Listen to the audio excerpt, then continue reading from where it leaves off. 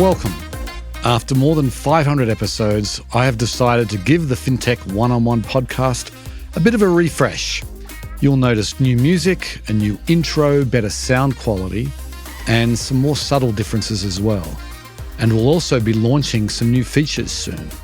Of course, you still get the same quality interviews that have made this one of the most downloaded podcasts in fintech.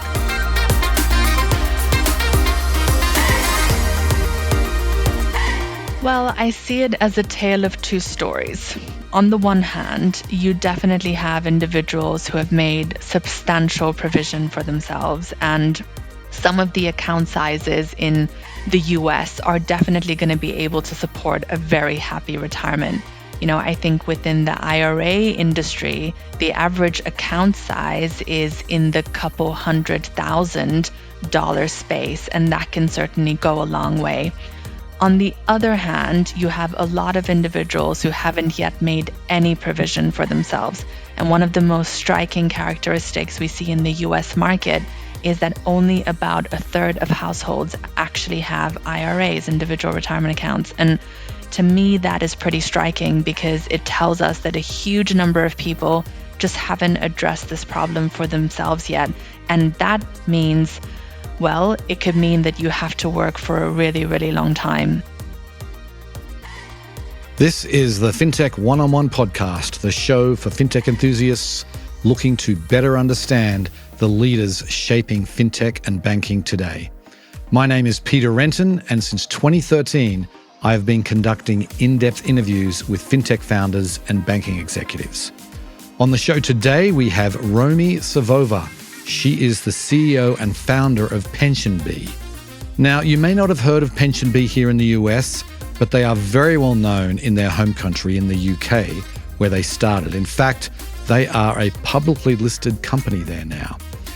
PensionBee has recently arrived in the US, and their mission is to help people with their retirement savings so that everyone can enjoy a happy and prosperous retirement. We certainly need that help in this country as there is a looming retirement crisis. And PensionBee has a plan and the tools to address this head on, and which we obviously get into in some detail in this interview. Now let's get on with the show.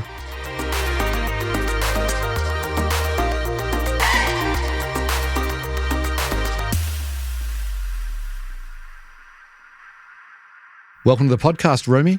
Thank you for having me. My pleasure. So great to have you on. I'd like to start with going back about a decade, back when you founded PensionBee. What was the thing you saw? What did you really feel like the opportunity was that you could really sink your teeth into? Well, I had my own very frustrating retirement account situation whereby I had left an employer and I had left my account there, and I really wanted to move it to a new place so I could be in control of it. And I discovered a bureaucratic nightmare in that it was really difficult to move. It was really difficult to find a provider who would take me on. And overall, it just felt like a process and an experience that was far too complicated for such an important savings product, your retirement savings, your pension, or your IRA in the US.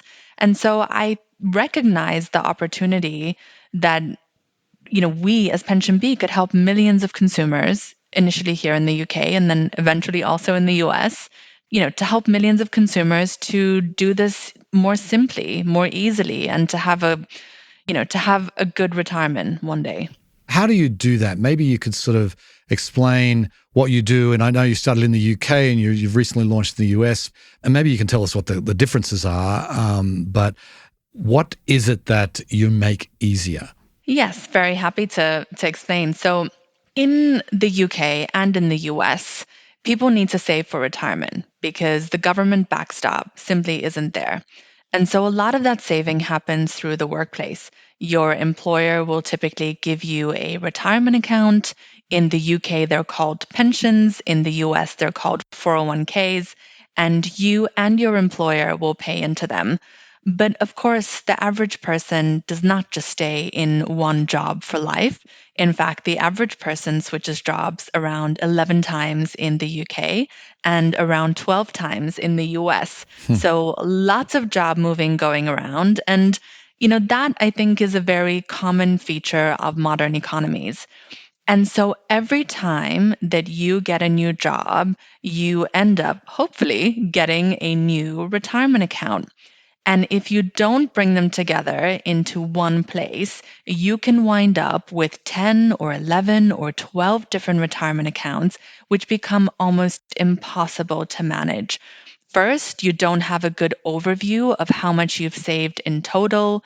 You don't necessarily know how each of them is invested, what you're paying in fees, and just generally how you're going to use that money to have a happy retirement one day.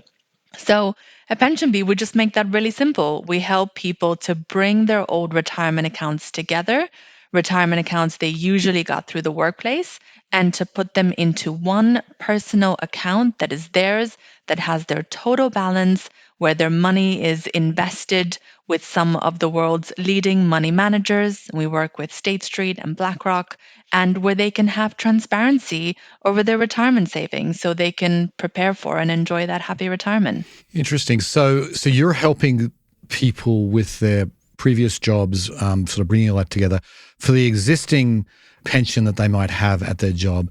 You leave that alone, right? Because I imagine you can't get to that while they're still working. I mean, that's certainly the case in the US.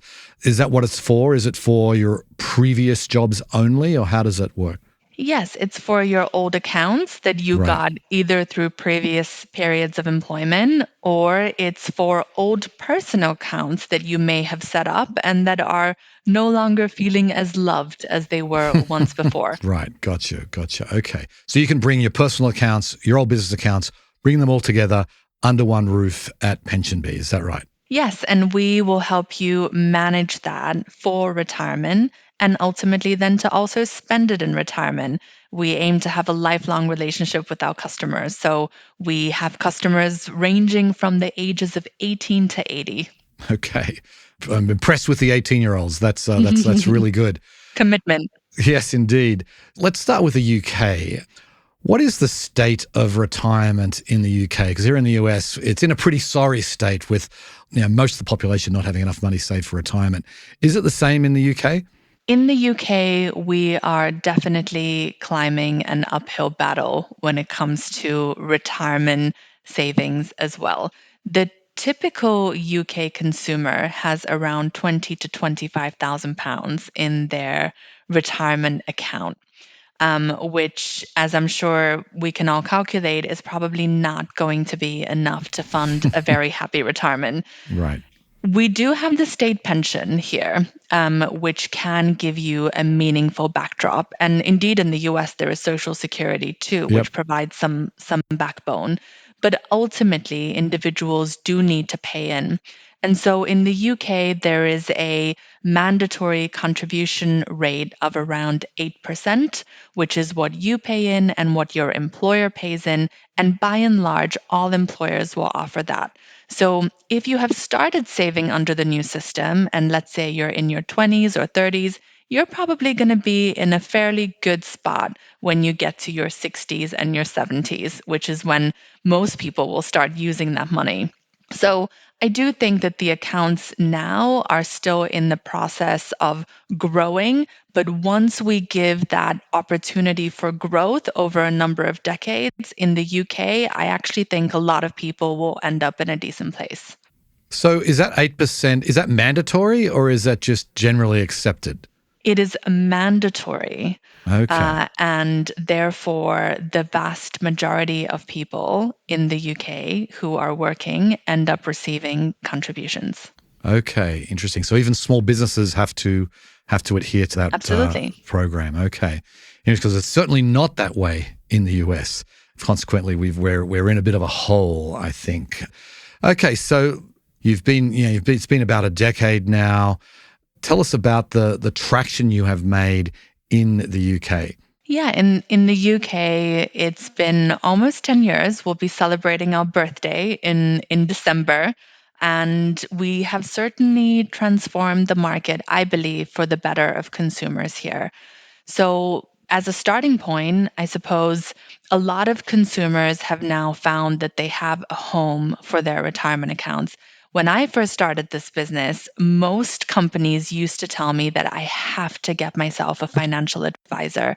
But of course, most financial advisors are not interested in you as a client unless you have several £100,000 or dollars in Yeah. savings.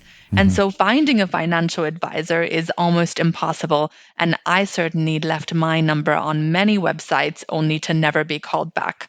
So I believe that we've offered many UK consumers a home for their accounts where they wouldn't have typically been able to work with an advisor. And that, for us is, of course, very rewarding. We've also invested a huge amount in our brand and our brand awareness. In the UK, we have about 60% brand awareness, meaning more than half of people here have heard of PensionBee. And we believe that's a great thing because it really encourages people to think about their retirement savings and just puts them in the frame of mind of wanting to sort out whatever paperwork they have lying around in their drawer and hopefully bring those accounts together with us. Right. So I would say we've made a real dent in terms of making pensions accessible to many consumers in the UK. The people will listen to this on a podcast won't be able to see this, but you have a Brentford jersey behind you here with PensionBee on the front. So I'm a big Premier League fan. I imagine that's been a big awareness getter for you guys, with sponsoring a Premier League team. Absolutely. The Premier League is something that is really widely watched, certainly in the UK, but also in the US. I In the believe US, half a yes. million people. Absolutely. And of course, in the US, you can watch it early in the morning Yes. and you can air all of the games that show here in the UK at 3 p.m., which are typically not televised. So in the Right. US, you may even have better access to the Premier League. I think we do. Every single game now is televised, which I love because I'm a huge fan. But anyway, we didn't book this interview to talk about soccer. So then you did something that's unusual, I think, for a company of your size, certainly in the US. You became a public company in 2021. You're listed on the London Stock Exchange, I believe. So what was behind that decision? Why did you do that? Well, I always knew that PensionBee would be a public company. We're a consumer facing business, and therefore, the final and natural ownership structure of a large financial consumer facing business usually does tend to be going public. I suppose we came a little bit early in our journey, but what prompted us to come to market was really the fact that we have a lot of visibility and predictability over our model. We know that there are millions of consumers in the UK who need help with their pensions. We have a fairly predictable approach to deploying marketing expenditure and onboarding thousands of invested customers in any given quarter. And therefore, we were able to build and put forward a very confident business plan and projections that would support our entry into the public market. And so with that underpin, even though we were possibly a little bit earlier in our journey compared to other companies that go public, we've been able to thrive in the public markets. And that has certainly contributed to our increasing brand awareness. It's contributed to consumer trust. It's contributed to our being able to get the right investors. So I would say that for us, it was absolutely the right decision to go public in 2021.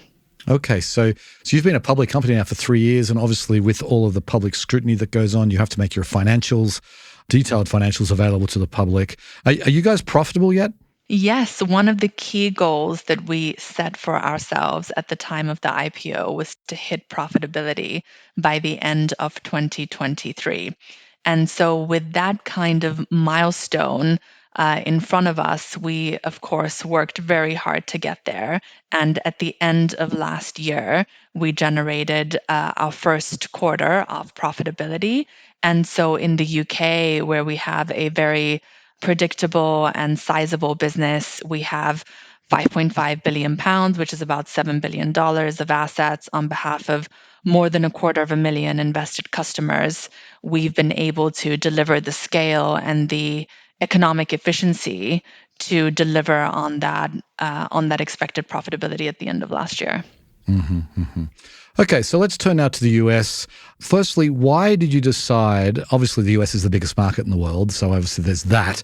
Tell us about your decision to expand to the US. Well, the US expansion decision certainly has something to do with the size of the market. As you said, the US and the UK together account for more than 85% of the global total in retirement assets within defined contribution pensions, which is the part we look at. So market size was definitely a factor. But what really attracted us was the fact that the consumer problems actually appear very similar. In the US, there are a lot of people who have had previous jobs, who've left their 401ks behind with the former employer's record keeper and plan, who may have lost track a little bit of where the money is and exactly what it's doing and how much they're paying in fees and whether they'll really be ready for retirement. And so the consumer problem, particularly in the segment of the market that we tend to focus on, which is the mass market, appears really similar. And so it made sense for us to take a lot of the technology that we'd already built in the UK and to transpose it into the US market to be able to increase the size of our opportunity even further. And I suppose what really made us do it now is that we entered into a partnership with State Street, which would enable us to also do that in a way that we could capitalize on some of their strengths, which includes asset management and it includes their ability to contribute to some of our marketing expenditure. Okay, so State Street is the custodian of the money. Is that correct? So State Street is actually the manufacturer of the exchange traded funds that we use within the Gotcha. PensionBee IRA. And we've also worked with them to create the right kinds of model portfolios that really suit our target market. So who is custodying the money? Is PensionBee custodying it? So PensionBee is actually registered as an investment advisor with the SEC, and we work with Apex on the custody side. Gotcha. Okay. Have you actually launched in the US? Do you have your first client yet, or where are you at? We are in the process of what I would call live testing, which means we do have some customers. However, we are really focused on building out the marketing capability to be able to attract customers in large volumes, which so far has been proving quite effective. We're finding that given the size of the market, it's certainly, I would say, quite straightforward for us to be able to take the expenditure knowledge that we have on the marketing side from the UK and apply it to the US and use it to reach millions of consumers. We've explored quite a lot of the channels that we plan on scaling up, including paid search, paid social, and we'll continue to develop that further.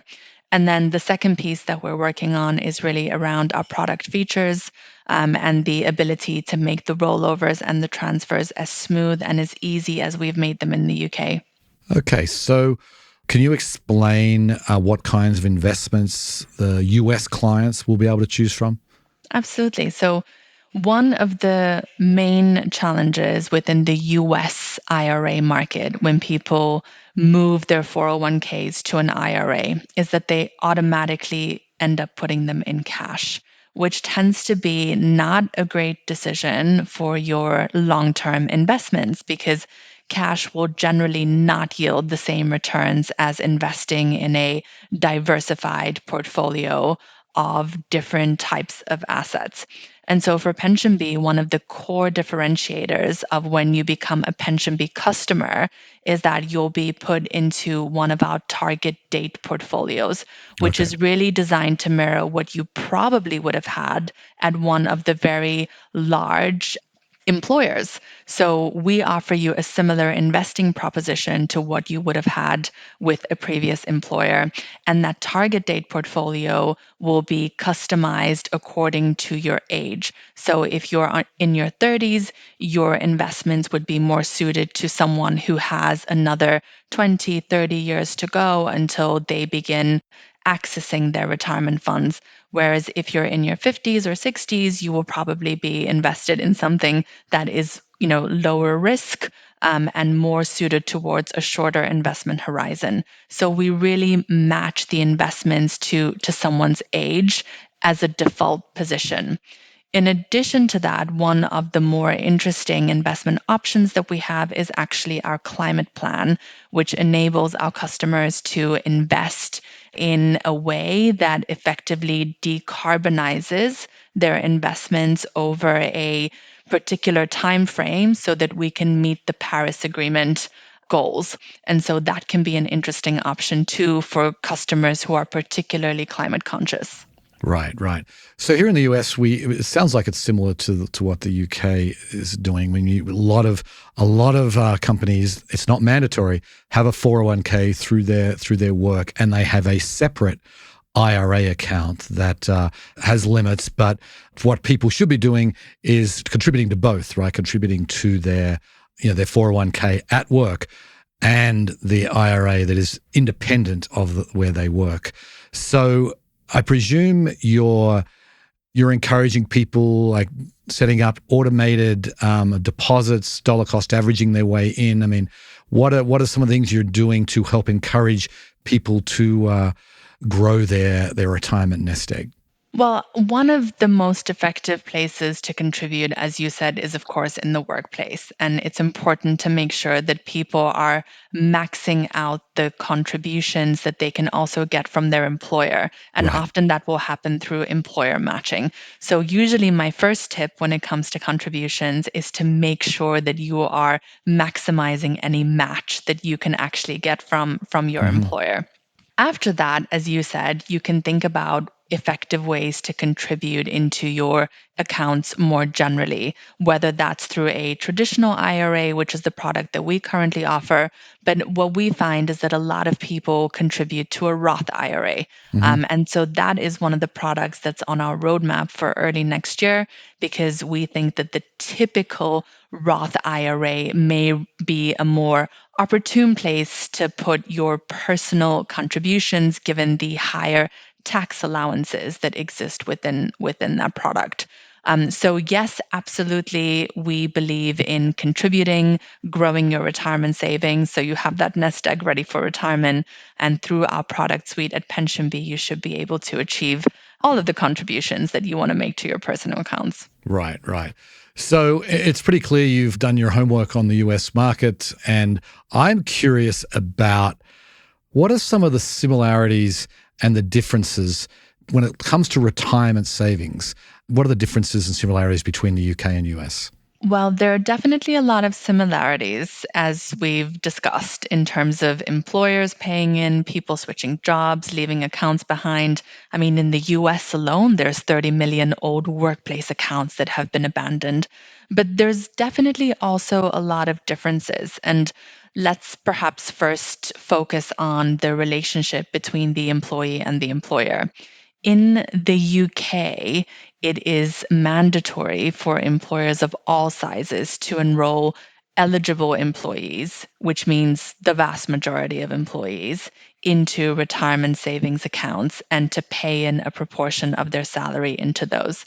In the US, we find that approach to automatic enrollment is a little bit softer and could probably benefit from additional government impetus to get employers to pay in for their employees, including employees that may be earlier on in their careers, employees that may not be on a full 5-day working schedule, and employees that might not otherwise be covered by the current approach to savings. In the US, we find that there are definitely a number of strange quirks when it comes to the way that money can be paid into. For example, the concept of a vesting schedule for your retirement account, which doesn't really exist in the UK. In the UK, once your money has been paid into your retirement account, it's your retirement account. And therefore, you aren't subject to further qualifications to be able to have ownership of the retirement account. So there are certainly quirks like that that we think would help the US increase its coverage and to make sure that more people are actually captured within the employer-employee relationship for retirement savings. So Mhm. that's definitely one that I tend to see quite a lot. I would say that there are also some differences in terms of the way that transfers and rollovers work. In the UK, I genuinely cannot remember the last time I saw a check. In the US, the checks are very prevalent. And so we would think that it would make sense for the checks to stop flying around and there to be some slightly more automated and direct ways for people to move their money, which I think is hopefully something that will be tackled through future legislation to bring the US more in line with some of the electronic payment methods that, we have here in the UK. So definitely a few differences in terms of the structure of the market. And I think probably also some ways that the transfers in the US can be made smoother so that we don't have all these checks flying around with a lot of consumers effectively, being out of the market while that's happening. As someone who has been navigating the US retirement system for 30 plus years, it is still astounding to me, being in fintech, that it is so paper based. The default is checks. If you want to redeem your investment from pretty much anywhere, it seems like it's still very, very common. And I think it's a shame, really. But anyway, I want to go through sort of the onboarding process here. So when you're signing up a new US customer, take us through that onboarding process and how you are kind of locating some of their old retirement accounts. Yeah, absolutely. So when you sign up to PensionBee, we want to make it as smooth and easy as possible for our customers. So our goal is only to ever ask you for the information that we need when we need it. And so we aim to eliminate and reduce all sorts of paper and friction as much as we possibly can. So when you sign up, I think it should probably take you a couple of minutes. We'll ask you some questions about you, about your identity and who you are, so we can perform know your customer operations in the background. And we will ask you some information on your previous accounts, including, for example, who your employer was, if we're talking about a 401k account, or who your IRA provider is, if we're talking about your IRA account that you want to move over. And so, with that information, we will then make some decisions and show you some information as to, on the 401k side, for example, who we believe your provider to be. And so, for example, if you tell us that you worked at Goldman Sachs, which is one of my former employers, we will tell you that your provider is a company called Alight. For a lot of people, that is actually new information because the record keeping and retirement savings portals can be white labeled. And so we will give you a suggestion and a prompt as to who we believe your provider is. Hmm. The next thing that will happen if we stay with the 401k journey is you can agree or you can disagree with us, and I think we find that most people do agree. But once we have that information in one place, we ask you to effectively sign and enter what we call the beehive. And so within the beehive, which is our logged in account state, you can see the various transfers that you've added and next steps on how to get them rolled over. And that will really depend on the record keeper and the provider that we're dealing with. In some cases, depending on whether the provider accepts this, we will simply deal with and automate the paperwork in the back end, and so you won't necessarily have to do anything else. In other cases, we will give you a quick guide that shows you exactly what you need to do to click through to initiate your rollover.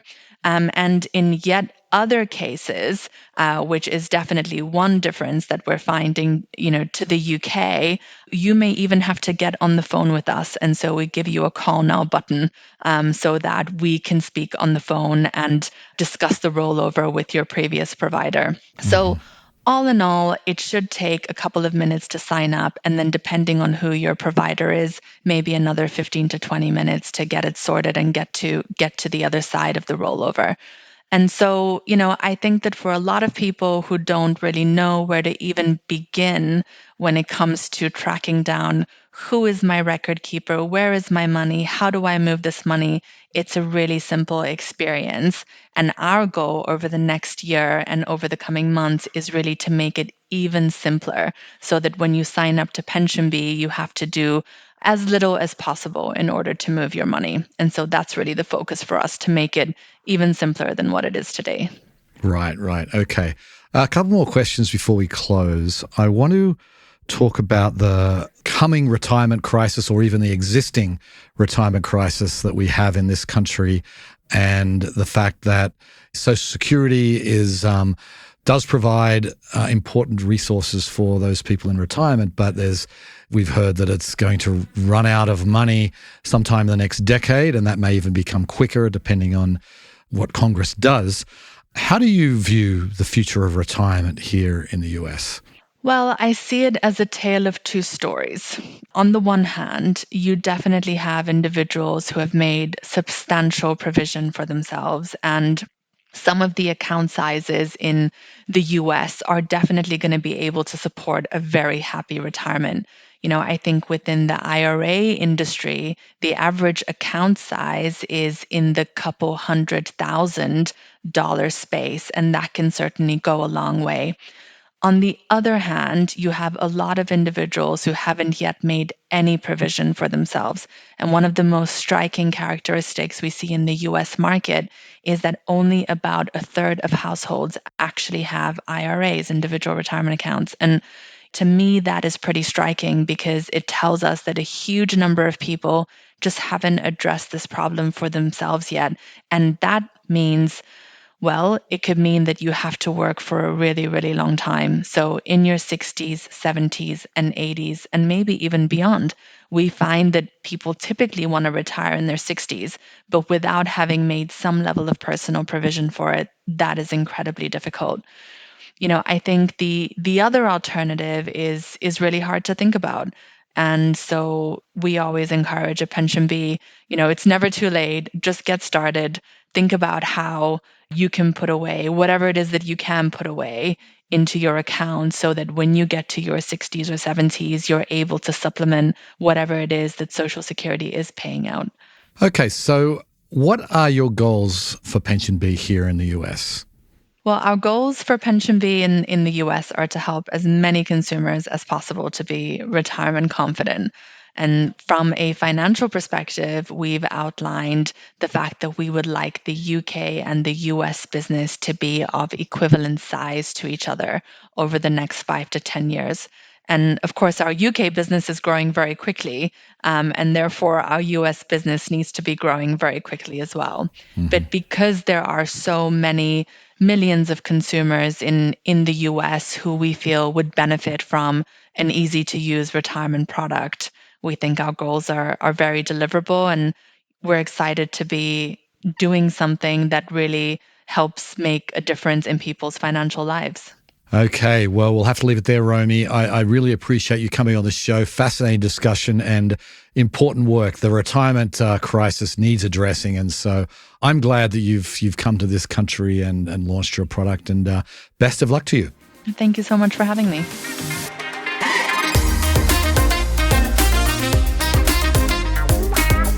If you talk with young people today, many of them believe that Social Security will simply not be able to provide much in the way of support for them in retirement. There is more of a recognition that they have to take control of their own retirement finances, which makes the work that companies like PensionBee are doing all the more critical. Retirement savings has not been an area that has attracted a lot of attention when it comes to fintech investment, but maybe that's about to change. The market is huge and it is still antiquated, stuck with paper-driven processes and checks, as we talked about. Seems like a ripe area for fintech innovation. Anyway, that's it for today's show. If you enjoy these episodes, please go ahead and leave a review on the podcast platform of your choice. And thanks for listening.